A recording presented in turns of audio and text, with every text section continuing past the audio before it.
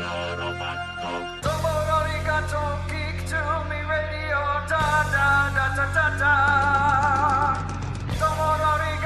Geek to me radio, da da da da da da.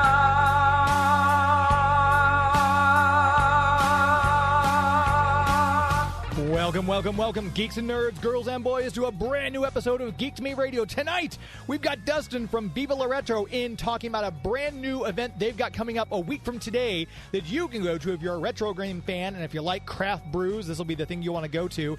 Later on tonight, we'll have my interview with actor, comedian, writer John Cleese. All that plus a Kokomo Toys giveaway. Stand by.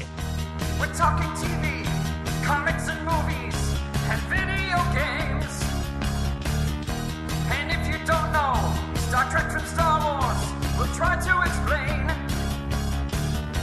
There are 12 doctors for Hogwarts houses, one ring rules them all. To be the greatest Pokemon master, you must catch them all. You must catch them all. Try to catch them all. Gotta catch them all.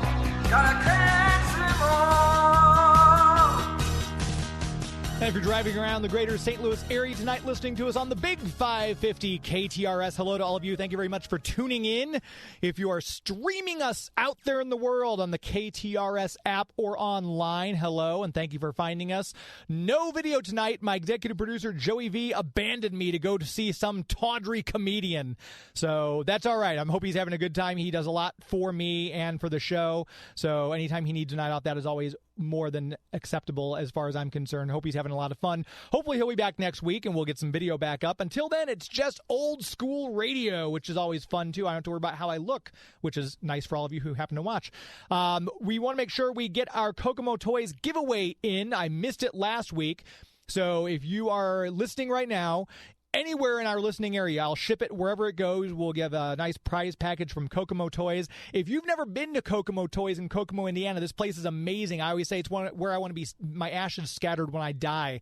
They've got everything you go want, toys from the 50s, 60s, 70s, and I realize I used to say and from today, but now it's 60s, 70s, 80s, 90s, the 2000s, the 2010s, and today, because there's 2 decades that I completely forget about for some reason. But they've got Funko Pops, they've got the old metal Hot Wheels, they've got Star Wars toys, He-Man toys, some loose, some in the package. Price ranges go all across the board because it's all about whether or not you want one loose, I just want this for my kids to play with, or no, this is going to go in my secret vault in my panic room of my mansion. Then you can spend a little bit more for your toys, perhaps.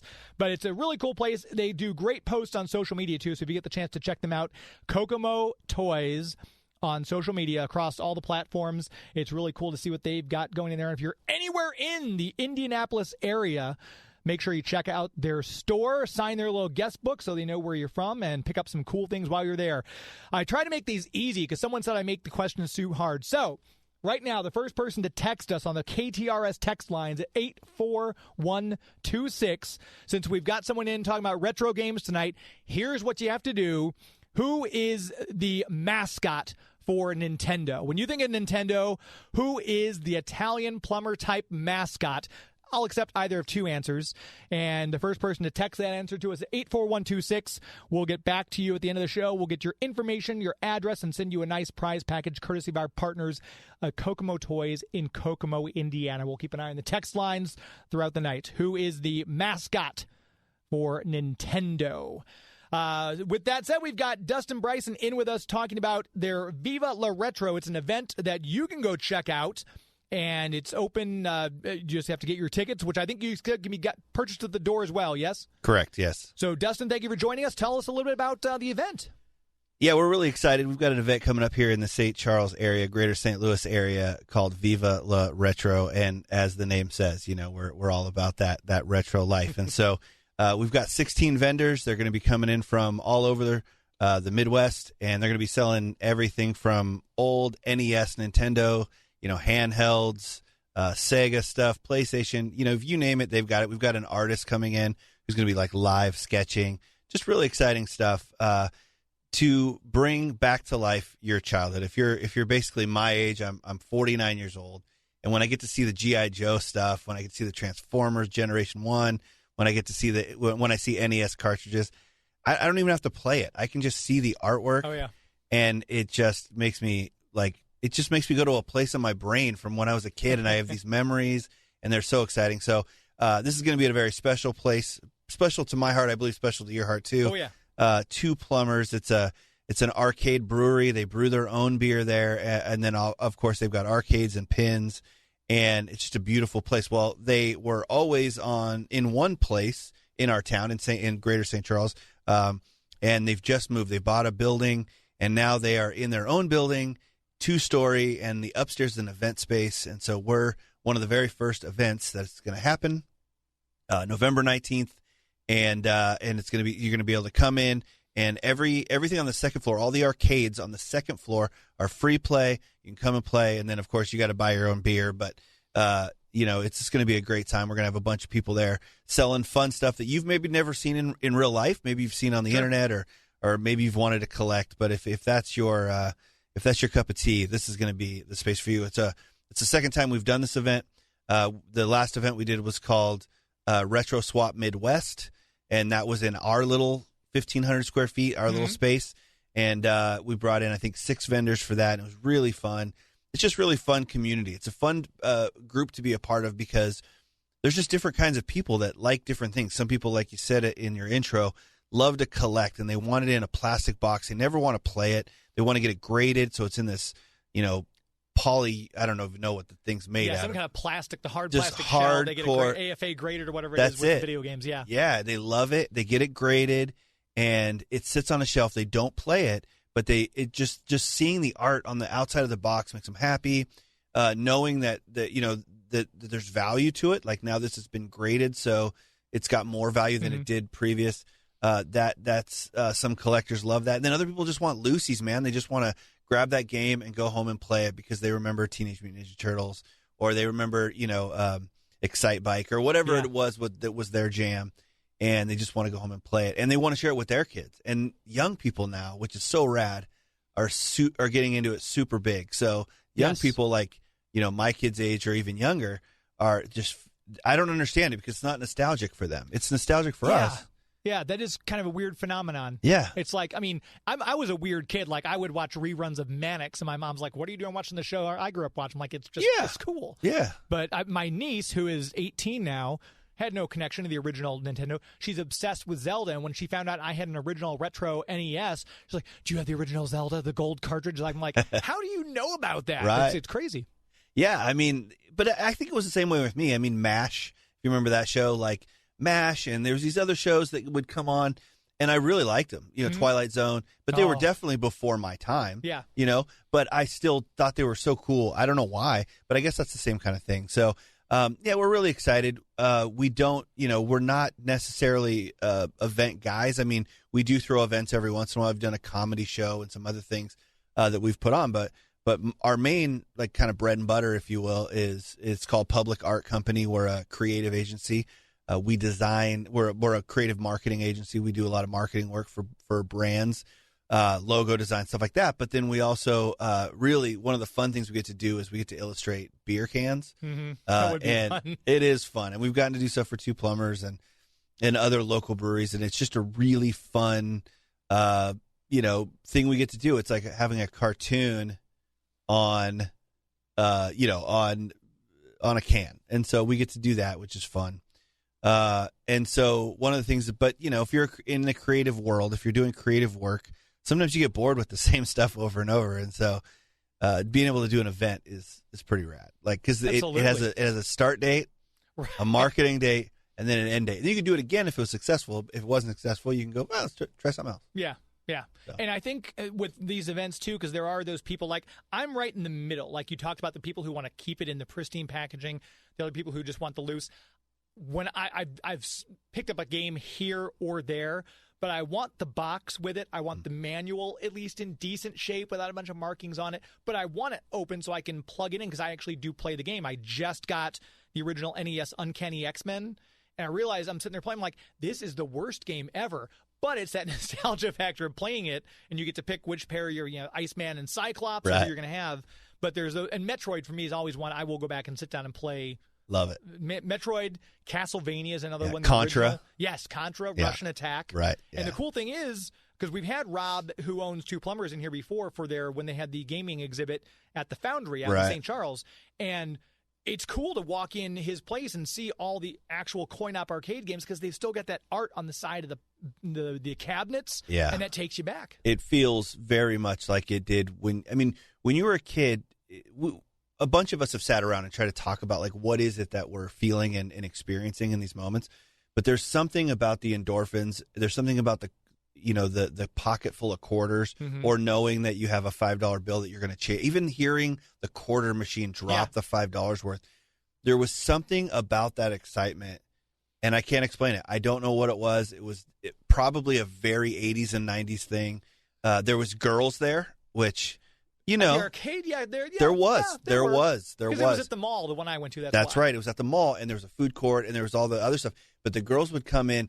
They like video games too, and maybe they didn't. Maybe it wasn't like how we liked them. Maybe, I don't know. I'm not a girl, but they would come in, and then so there was always even that, like this sort of like I can show off a little bit if I'm really good at Asteroids or Pac-Man. Yeah, and it was a sense of freedom. I don't know what it was, but there was something about the arcade that was different than.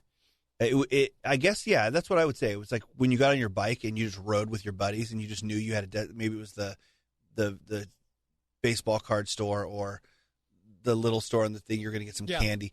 Like there was something about that freedom. It just made you feel like, I could take on the world. And I felt like that when I'd go to the arcade. Did you grow up in this area? No, I didn't. Out of St. Louis? Or where did you grow up? No, I grew up in the Pacific Northwest, in a suburb of Seattle. Okay. And, but it was the same thing. The mall with the 90s and, the food court and all of it. Just still now, the young people don't now outdoor malls or, whatever is the cool thing, which I get, but are they though? I don't know. It's not the same. This year we're celebrating the 40th anniversary of Dragon's Lair, which I was again a child, but this game looks so cool, and all the people who were probably older than me, obviously in their 12, 13, 14 and up, were playing this game. I had to play this game. My mom was like, you're going to waste $1 because you're going to die in 2 seconds. And I did, because I didn't have the coordination to play that. But now you look at that game and you're like, I still have the coordination to play it. But no one cares about here's the thing about that game, like to me at least, is I wanted to watch the intro videos. Yeah. Because that was the first game you'd put that quarter in and it was a cartoon. Yeah, exactly. It was not 6-bit or 8-bit. It was a cartoon that would play. And then you'd get into your gameplay, which was not a cartoon. No, and I was horrible. So. But that blew my mind. I remember the first time I saw it. It was on par with like seeing Jurassic Park and seeing the CGI the first time. Yeah, and going. It was groundbreaking because it was the first laser disc based game that was anything like that. And they did the same thing with Space Ace. I think was it the following year? I'm not Dragon's sure. Lair was first, I thought. And then Space Ace. I believe Dragon's Lair was first. Yeah. I remember the day that I saw it, and I felt like all of humanity parted, and angels like lit it up, and beam of light shining down on the Dragon's Lair arcade. Yeah, it was incredible. And that was I was going to ask you if you lived in the area where your arcade was, because I grew up in North County, so we'd go to Jamestown Mall. They had Aladdin's Castle at Jamestown Mall. And I'd make my mom buy me a hot Sam's pretzel, and then into the arcade we'd go. Yeah, I'd go to the South Kitsap Mall, which is in Kitsap County, and that was where we had arcade. I don't think it had a cool name or anything. I think it just said arcade, like in neon. Okay. Which that's all you needed. Yeah. I didn't need it to be branded to know what I was about to get myself into. And I love seeing the people on social media who have built their own arcades in their basement. Like I think it's called @Broken Arcade on Twitter. I might be wrong. If you're listening, sir, I apologize. Has a great setup, but he's even got the carpeting that looks like it's right out of the 80s. It's that stylized pink and purple and blue hues that are in triangle designs. It's so cool. He's got the neon lights. So yeah, that's how. When I grow up, that's what I'm going to have. Yeah, what we found is that the age that we are now, with when you came across finally disposable income. And you couldn't get those things that you wanted as a kid, but now you have the finances to do it. That's where a lot of these folks are starting to show up to collect. Now, a lot of them are prospecting too. They're saying, "Well, I'm going to buy this thing, and it's going to be worth more later." Yeah. Yeah, I mean, I'm not a fan of that. If you get something because you enjoy it, because a lot of I'm seeing it in the comic book market, people are jacking up the prices because they're going in and buying up. I'm going to buy 18 of these, and right. one day I'm like, well, now you've ruined it because now other people who want the comic to read it. But that's another story for another time. But it'll ebb and flow. Yeah, it'll ebb and flow. There'll be the next, there'll be now we want to do gold bars, and somebody else they'll prospect some other way. I just think it's interesting because I don't know that anybody's going to. I mean, I'm not arguing with you because you're definitely the man when it comes to understanding this stuff better than me, but. I think you're not going to go buy a, very, very expensive Mario. I mean, maybe you are, but you're not going to buy a $50,000 Mario prospecting. I'm not. Yeah, no, but I mean, like, you might buy it because you love it. I don't know. I mean, hopefully, the thing about for me, like, I actually don't play video games. I mean, I co-own a video game store, and I don't play video games very often, but I absolutely love looking at them. I love the art. Yeah. I love the boxes. Anything G.I. Joe from A Real American Hero sort of like line that, what is it? I want to say 84 to 92, something like that line.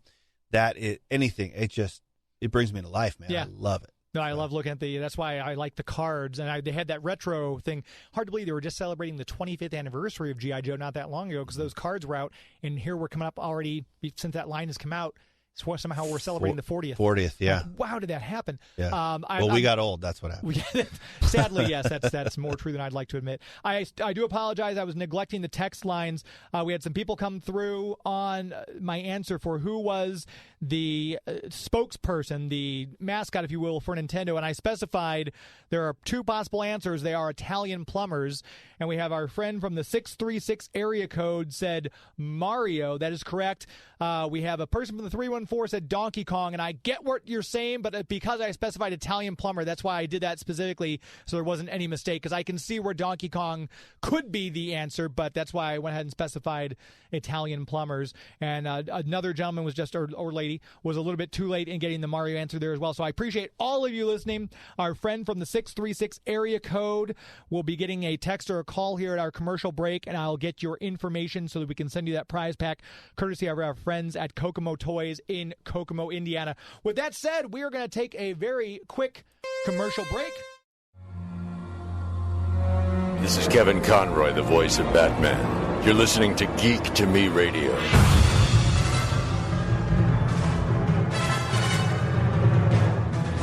Welcome back to the show. Geek to Me Radio, heard here every Sunday on the Big 550 KTRS. I'm your host, James Enstall.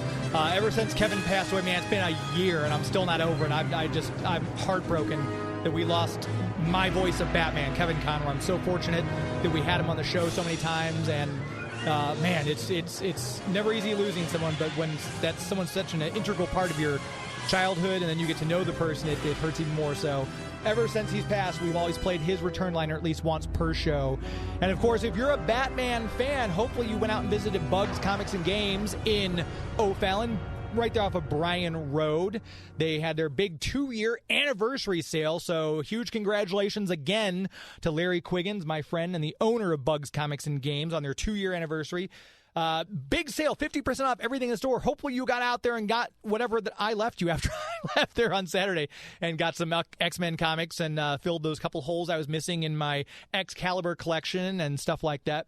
But they've got a lot of stuff out there. If you didn't make it out for the sale, go check them out. If you're a comic collector and you want to save some money and not give up your hobby because the economy, let's face it, isn't great right now, join their Avengers Club. You automatically start saving money on your books, your back issues, your games, your toys, whatever it is you might be collecting. Save some money and enjoy your hobby at the same time. Larry knows everything there is to know about comic books from the golden age on up to current. So if you're new to comic collecting, you don't know what you want to collect, you're kind of, I just went out and saw the Marvels in theater, but I don't really know. He'll show you, okay, Monica Rambeau made her first appearance here in this annual of Amazing Spider-Man. You might want to read some backstory of Marvel, the original Captain Marvel, or you can read Avenging Spider-Man #8, where Carol Danvers first becomes Captain Marvel. Whatever it is you want to check out, Larry will point you in the right direction. And if you are wanting to divest yourself of your collection, maybe you've gotten to that point where, you know what, I just got too much stuff.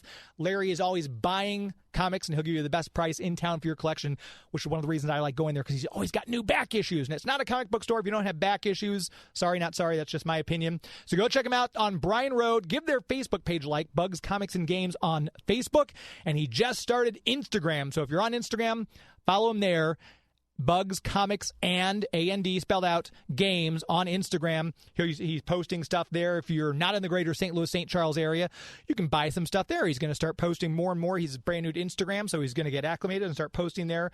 So even if you're not in the greater St. Louis, St. Charles area, let Bugs Comics and Games be your local comic book store. Bugs Comics and Games, very proud to have them as our official sponsor here on Geek to Me Radio. We still have Dustin Bryson in the studio with us talking about the Viva La Retro event coming up here. And I think in my post, so those of you who follow me on social media, I apologize. I thought it was Saturday. It's Sunday, a week from today, and it's an all-day event, or is it? When does it start and end? It is, yeah. I should probably know the answer to this. I believe it starts at 10. It might be 11. So please check our social media. Now that I'm thinking about it, I got 11 to wrong, 6, I believe, is what it is on the 19th, right? Because we have to have time for. It's a brand new venue, and they're testing some things out. So we have to have time to get our vendors in and out. Gotcha. And if you're listening to this after the fact in the podcast form, if you scroll down to the bottom of the page, my executive producer, Joey V., who is brilliant, will put a link to the Eventbrite site so that you can get your tickets online. But there will be tickets available at the door. It's just a slightly higher price to go at the door, correct? Yep, that's correct. And this is an event, I know Two Plumbers has those great craft brewery. They got all their beers and everything like that. Don't bring your own beverages in probably, though. Is that correct? No, yeah. We don't want you to bring your own beverages because you're just going to be missing out on the wonderful things that Two Plumbers does. They have a fantastic line, and it's not just beer. They've got some mixed drinks. They've got soda, local soda. And I believe they even have some wines. So, nice. Okay. I mean, you're going to have a great time. The place has so many video games. If you've probably been to a arcade brewery before, maybe, if you're into that sort of thing. Maybe not like Two Plumbers. Mm-hmm. And the reason I say that is because, I mean, Two Plumbers it's owned by a husband and wife and then a brewer named John. And it is a guy who is passionate about brewing beer, a chemist who's passionate about brewing beer, and then also a husband, a gentleman who named Rob, who is just passionate about collecting and owning arcades and pins. And so it's not like one guy's into two things. Not to say that they're not both into the other thing, but it was a beautiful marriage of two fellas who, just really wanted to do this thing together, and they both had their own passions. And so it is every game you could want to play. I mean, maybe not every game, but I mean, they have got a lot. Incredible pinball game, machines and arcades. And then they also have some really great beer. So we're going to have 2 floors going. The downstairs floor is their normal brewery space and arcade. Those games will be quarter-fed regular games. But on the second floor, when you pay to get in, those games will all be free play, and we'll be able to, we'll have a bar upstairs as well. Okay. So you'll be able to score your pint if you'd like, and walk around and just really enjoy the camaraderie. And we really want to grow this. So because it's, we're moving into the winter months and this event space is just opening. We wanted to be one of the first in because we love them and they're good friends of ours and we care about what they're doing, but also because we were ready to do this. But we also have plans in the future to do this event there again and to have indoor and outdoor vendors in the spring. So nice. We'll be able to open it up. We actually had to have a waiting list for vendors this time, and so we'd like to have more. We'd like to bring in even more Pokemon and other things that people are interested in and in the community. And with an event like this, you mentioned the vendors who are coming in because you just said, you guys actually got a wait list of people. Mm-hmm. So it's going to be a mix of toys and retro video games and correct. Like that too? Yes, correct. And the first time we did this, when we did it in our warehouse, it was sort of like a warehouse sale, but we brought in vendors. We didn't know for sure. We had one a vendor come in who was just particularly interested in Japanese games, so import games. So that's all that like person for the sold. Famicom kind of a thing. Famicom, okay. That's right. Yeah, and then also some handheld stuff that I'd never even seen before. So it was really interesting. And, I'm looking at a Mario, like a Dr. Mario, for instance, that I know what that game looks like and plays like on the American version of the systems. Yeah. But it looks the same, but it's not shaped the same, and it's obviously in Japanese, which is cool. It's neat to see. And so this time we're also going to have some comic books there. Oh, nice. Okay. And then there's going to be an artist there that's going to be that sells their own one-off, one-of-a-kind art that also will be drawing while they're there. So interesting stuff. And then the goal is just to continue to grow it, in the future, indoor and outdoor.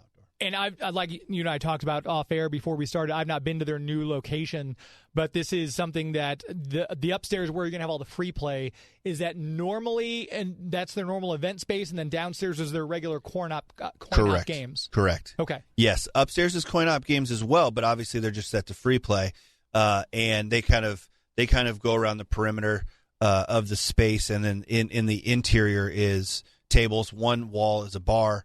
And they're going to do all kinds of stuff there. They're going to be doing weddings and themed things of this nature.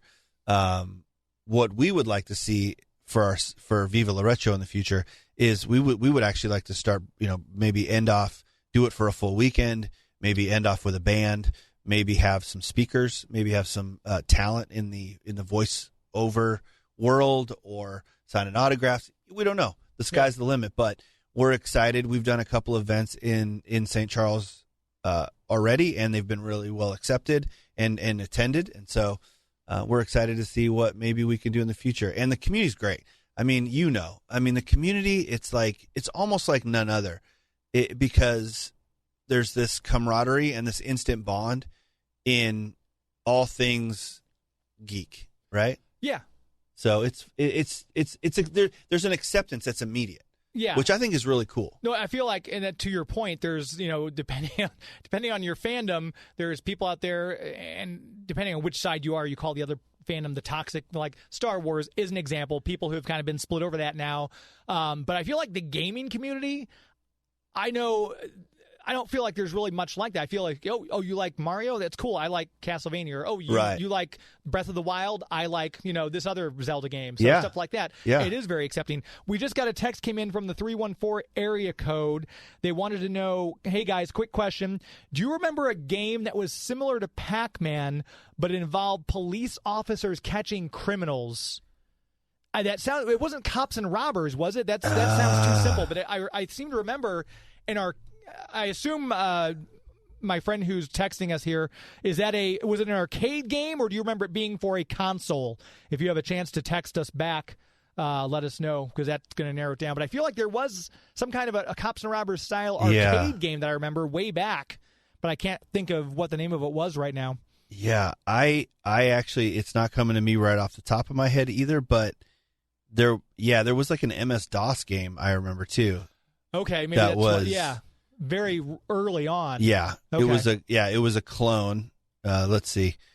I'm going to look it up on my telephone. All right. That's allowed. Google, this is an actual trivia. So. Google works. I remember vaguely what you're talking about, but I'd have to really do some deep dive. Okay. Before I would be able to pull that out. And that's the beauty of it, right? Like, we all have these very specific memories when we were kids. My big claim to fame as a kid was on the Atari. I could flip asteroids as many times as anybody wanted. So I would, my cousins would get together and want me to flip it, and I'd charge them $5 and I'd play it till it went back to that's the only game I've ever been great at. Okay. And that was just because I figured, every game is just an algorithm. It's just math. And it's figuring out the rhythm, and I figured out the rhythm on that game, and so I was able to do it. But back to the camaraderie piece. When we opened the game store, it was incredible how many people would come and just how long they would hang out. And so we put in consoles and CRT TVs and old couches like you had in your basement, so you can come and just sit and play. We have arcades that are free on free play. You can come play. You can come play Pac-Man or Bart, or The Simpsons or 4Play, however you want to do. But it's just been really fun to have people come hang out. And then also the idea that in this community, people will take your recommendation and think about it and maybe try it. Whereas in other communities I'm a part of, there's more maybe, not, I don't want to say beef, but resistance? Maybe resistance is the right word. They've got it figured out. Right. And I found in this community, it's not like that. It's people, they're really listening, and they're, the friendship just happens kind of over some laughs about, how often you died at Donkey Kong or Pac-Man or whatever it was that you couldn't do. It was always the conveyor belt level that got me in Donkey Kong. Like I'd make it through the one where you have to hop around, the hoppers are coming down the thing at you. I made it past that, but man, that conveyor belt level was always the rough one for me on Donkey Kong. Yeah, I remember I was the first kid in my neighborhood that got the original NES, the Nintendo Entertainment System, and that was unusual because I grew up with a single mom, and we weren't the kids with money. I wasn't a kid with money, but I got it for Christmas. I was told I wasn't going to get it. I got it. And then my mom was so bad. Her hand-eye coordination was so atrocious. We had a 13-inch television with 3 channels with rabbit ears. And I'm pretty sure it was color. I'm not 100%. But I would have to sit on the couch upside down. So where your feet normally go, I would drape, my head would be there. Right. My legs would go over where your back and head go. And then I would have to turn the controller upside down and backwards when we were playing Super Mario. And I'd still just throttle my mom. She just could not get the jump when the mushroom was coming to get you. And so I still think that's so funny. But now that's how my kid is. We play FIFA, and my 16-year-old son, I'm terrible. I'm terrible. Yeah. Too many buttons on these new controllers. I agree. You got 5 different buttons. Come on. Get off my lawn. We have another caller or text person. It's same texter. They said the Cops and Robbers was an arcade game, and they want to know do you remember the game Adventure on the Atari 2600? And our caller flipped Galaga games as well. I don't remember Adventure. I didn't have an Atari 2600. I had an Atari 800 computer, actually. Yeah. We put in the cartridges. We had Missile Command. We did have Pac-Man. And I feel like we had Space Invaders, maybe. But that was my first console, was an actual joystick, just the one orange button for the left hand. And that's how I ended up playing video games. We just have a few more minutes left. If for those of you who texted and called in, we do appreciate it. Hopefully I didn't miss any calls because I'm not looking at the phone. I'm just looking at the text board because I'm horrible at multitasking, so I apologize. Oh, here we go. This was 1976. It was Cops and Robbers. From I was Atari. right. From Atari. Okay, from Atari. Yeah, we've got a picture of it right here. Dustin found it. Cops and Robbers.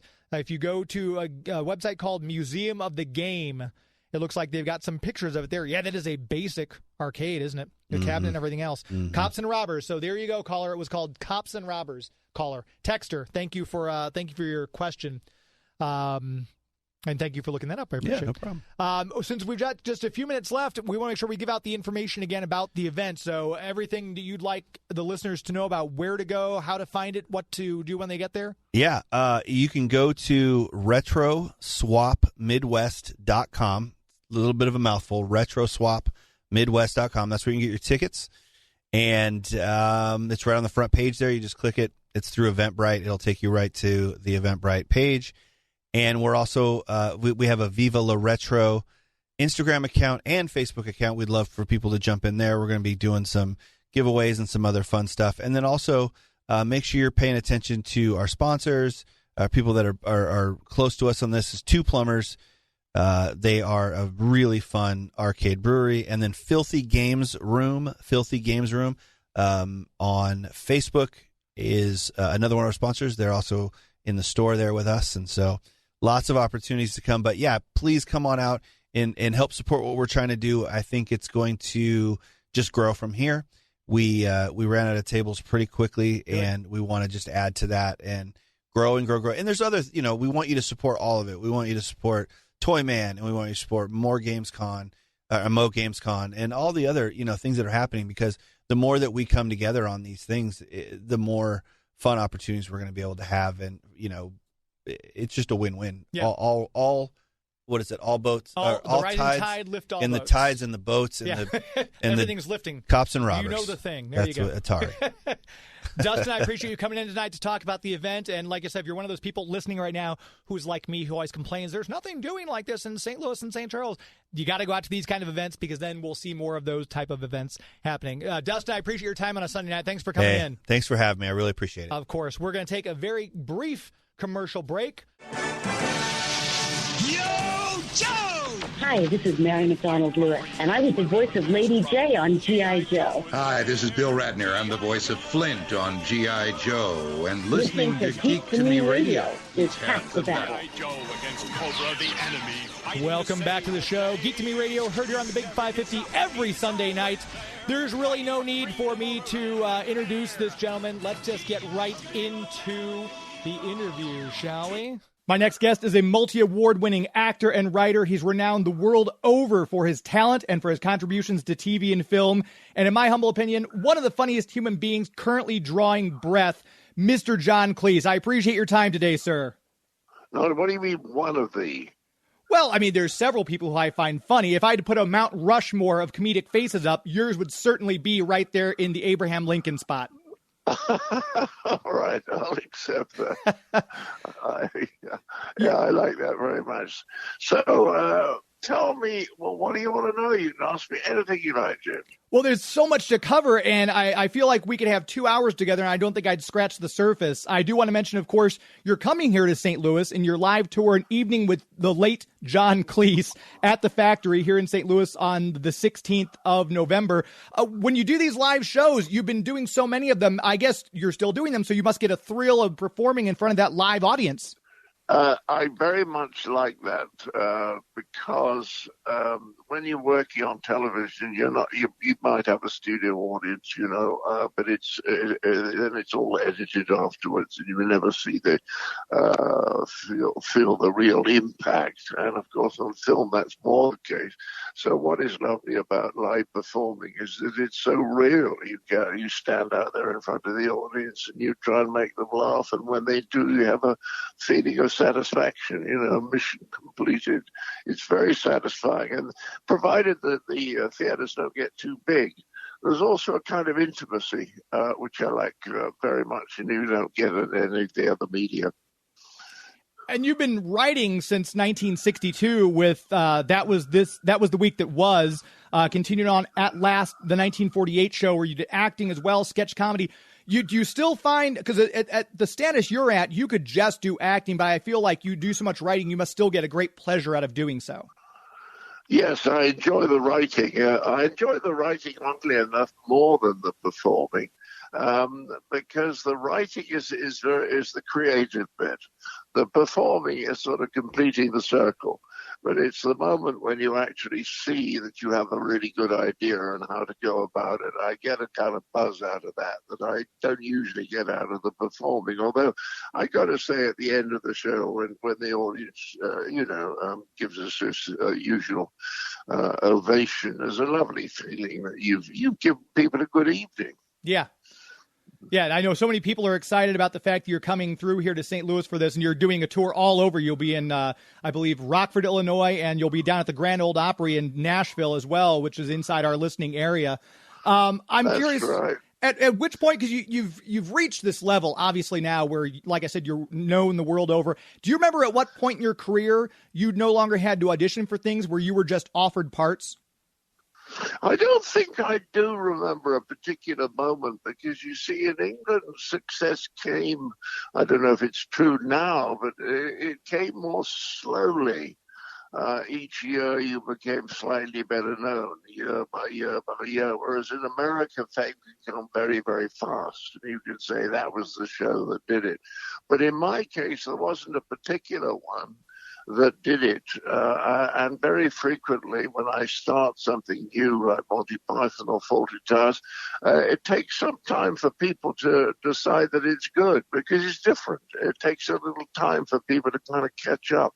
And so it's getting more famous, better known is a gradual process, which is much easier psychologically, because you just get used to it a bit at a time instead of some great rush when you suddenly become a public figure. I think it's very hard for people to handle that. It's much easier if it's a gentle process. for example, your appearance in the Doctor Who episode City of Death, where you're in the art museum, were you a fan of the show and asked to be part of it, or did they reach out to you and say, hey, could you do this cameo for us? Well, I knew Douglas Adams. I didn't know much about the show itself, and I knew Douglas Adams, and he at that point was one of the main writers on the show. So he said, "Would you like to do a cameo?" And I said yes, and I'm delighted that afternoon that I once spent has now been sustaining me for about 40 years. So they haven't reached out to you for the big 60th anniversary for a cameo in their upcoming celebration of the show, though? Well, let's say not yet. Okay. Hopefully they will. That'd be awesome to see you back, especially if you're still looking at the same painting 60 years later. Yeah, well, they're doing Spamalot. I think it's opening this week. I don't know if it's previews or lecture, but I may be the voice of God in that, so that would be fun. Be the only original member of the cast who's still doing the show. Wow. If that's the case. Wow, that would be. Wow. I want to ask about Fawlty Towers, too, because it's such a groundbreaking show. It's a huge part of my childhood. I grew up watching this on the local public network.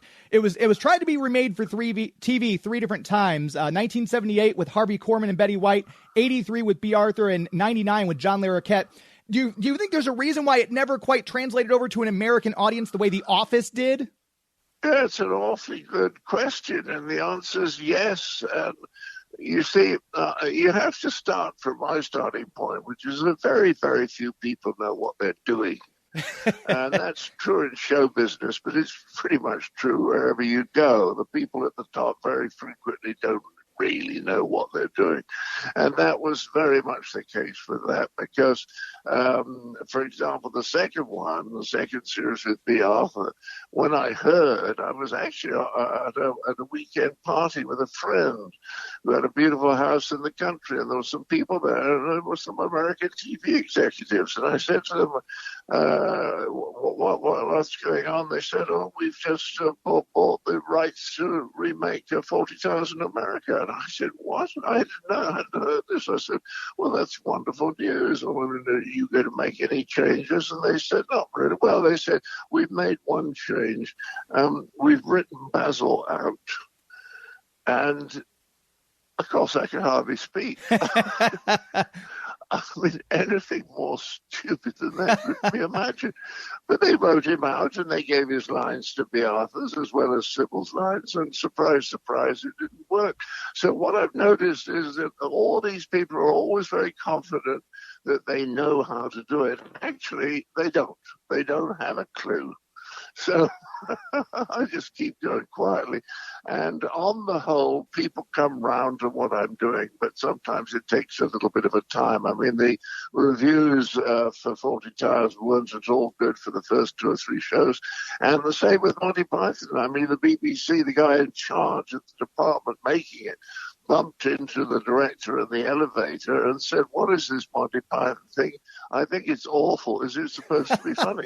Now, that was the guy who was head of the department of the BBC. So it takes a little time for people to get on board.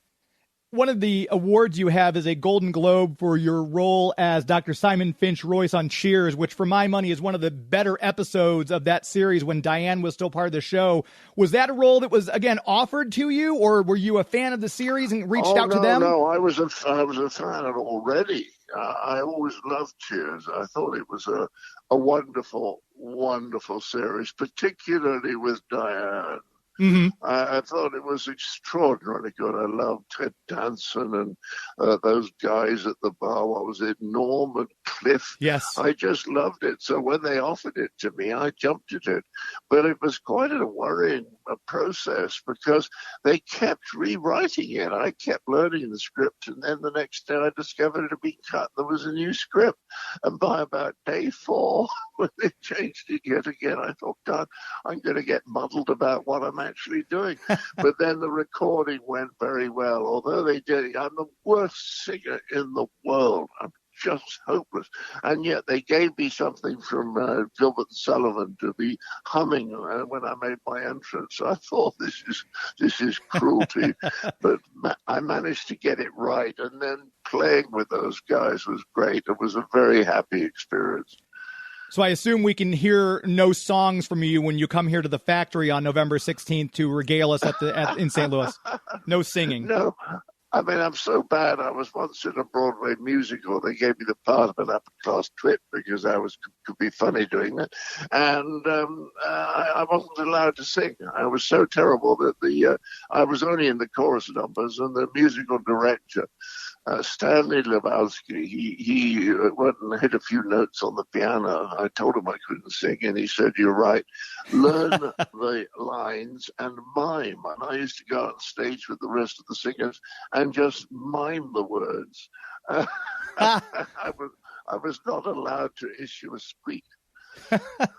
Well, I mean, we all have our strengths. Obviously, yours lies with acting and writing, the comedic chops. One of the movies, I wanted to mention this one because I remember seeing it when I was in college. My English lit professor showed it to us, and I watch it every Halloween now. Mary Shelley's Frankenstein, you opposite Kenneth Branagh.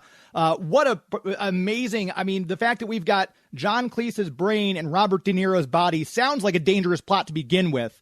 But that movie is such that's probably one of my favorite adaptations. Did you enjoy that particular filming? Yes, I found it really, what's the word, an almost frightening business, because Kenneth Branagh, whom I like enormously, kept changing his mind about the way that he wanted me to play it.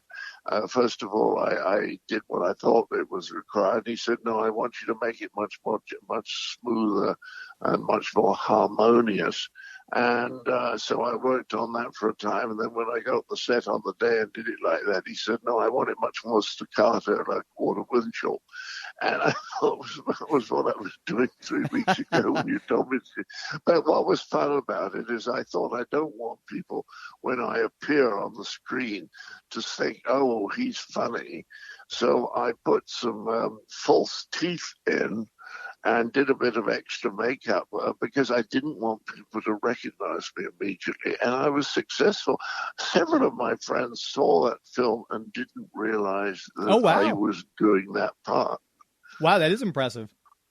Yeah, I was really pleased. Professor, what was he? I can't remember his name. Walter. Waldman, yeah. Yeah, well, anyway, as I say, they didn't actually recognize me. When I asked them what they thought of the film, they told me, and they had no idea I'd been in it. Well, that's high praise, I guess. If they didn't recognize you, everything you did its job. That's right. Yeah. Well, I think I was quite good at it, and I enjoyed sometimes a bit of straight acting. I mean, it's much easier than comedy, which nobody realizes. But if you talk to people, I remember talking to Michael Gambon, who just died a few months ago. He's a wonderful actor, and he was quite adamant that comedy is much harder than straight acting. And most people don't realize that. They kind of think comedy is the easy option. But if you're doing straight acting, you just have to make good choices and then make that believable. If you're doing good comedy, really good comedy, then you've got to do all that and then add comedy technique, which some very good straight actors can't do. They don't know how to do it. One of the things when I'm a huge James Bond fan, I had my License to Kill on VHS, and there was your Schweppes commercial at the very beginning of it with the James Bond Too Much Violence in Cinema advertisement. And then you go up on to end up being Q in the Pierce Brosnan series. To be part of the James Bond franchise, what was that like for you? It was absolutely lovely because I knew one or two of the people concerned, like Barbara Broccoli and Michael Wilson, who've been producing it for 300 years. Very nice guys. And they trusted me, so they allowed me to do a little bit of writing on my own scenes. So when I went on the set, I felt very, very happy with the dialogue. I didn't think, how do I say this? I thought, this is good stuff.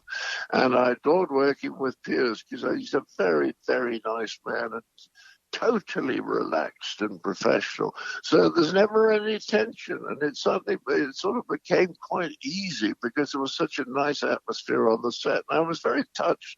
We shot it at Pinewood. And there were people working on the movie with me whose grandfathers had worked on Dr. No. So it was a lovely family thing. Unfortunately, that's all different now. I think Disney have taken Pinewood over, and the Bond movies are now shot in Prague, in the Czech Republic. But it was a lovely experience, really, really one of my very best ones. And I know we've got just a little bit of time left. There's so many. I wanted to talk to you about the Muppets and Time Bandits and obviously Monty Python.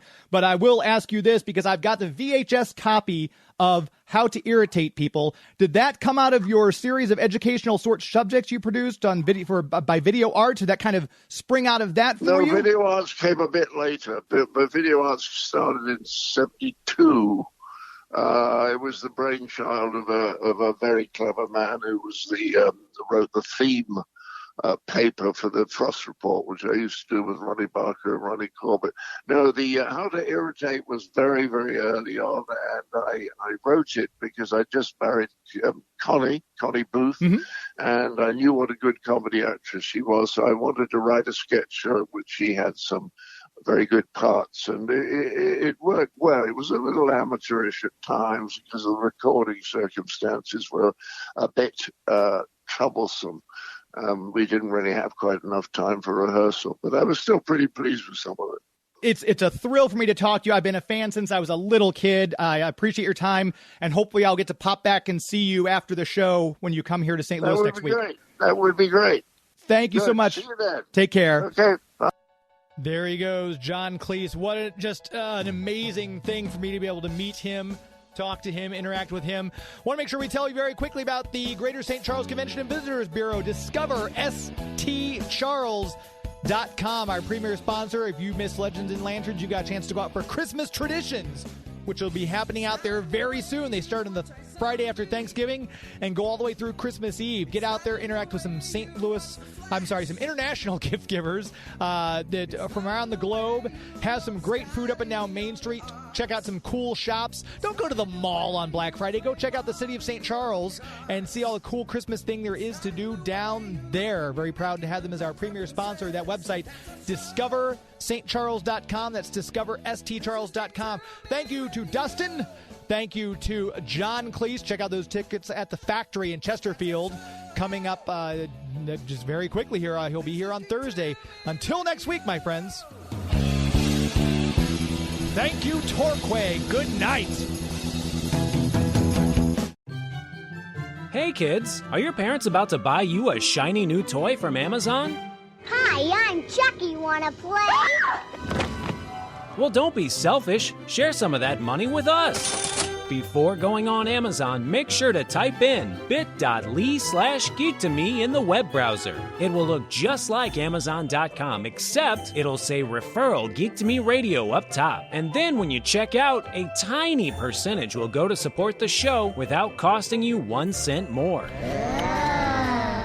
So before your parents get you that gizmo, gadget, or widget, make sure they type in bit.ly/geek2me in the web browser. bit.ly/geek2me. bit.ly/geek2me.